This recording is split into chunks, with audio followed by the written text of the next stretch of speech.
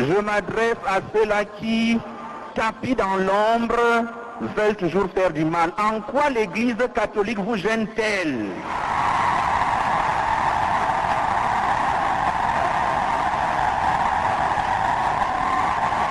Quand nous nous attaquons à l'Église, nous nous attaquons à Jésus directement.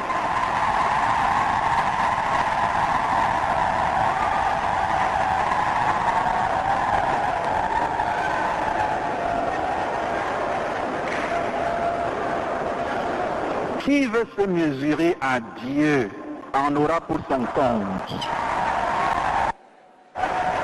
Je suis Dieu, nous dit le Seigneur dans le prophète Osée. Je ne suis pas un homme.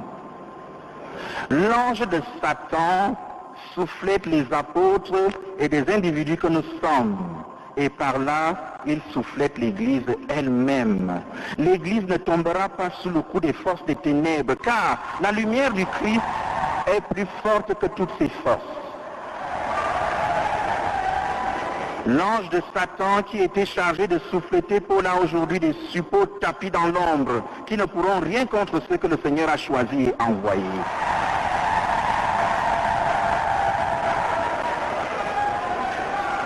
C'est pour cela que ceux-là agissent habituellement de nuit.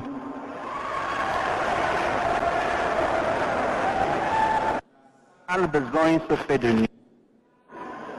Lorsque Judas sort pour aller livrer Jésus, Jean nous dit, je le traduis en latin, et erat nox, c'était la nuit. C'est très profond. Il faisait nuit. La secte juive de Qumran, c'est des contemporains de Jésus. Cette secte avait composé un ouvrage contenu dans ce qu'on appelle le rouleau de la guerre, dans lequel il est question de la guerre des fils de lumière contre les fils des ténèbres. Cette guerre a effectivement commencé et l'agneau de l'Apocalypse en sortira vainqueur. Mais je ne sais pas ce qui s'est passé, mais j'ai le fort sentiment que quelque chose d'anormal s'est passé.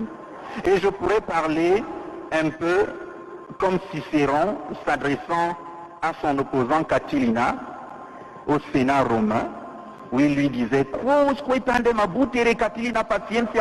jusqu'à quand enfin abuseras-tu de notre patience, Catilina? Tandem. Jusqu'à quand enfin? Le Seigneur veille au grain et nous le rappelle, comme jadis à Paul, ma grâce te suffit. Chers fidèles du Christ, le prince de ce monde veut notre fin, notre destruction. Il ne l'aura pas, car l'Église du Christ, comme le bateau de la légende, fluctuat nec mergitur. Il tangue, mais ne coule jamais.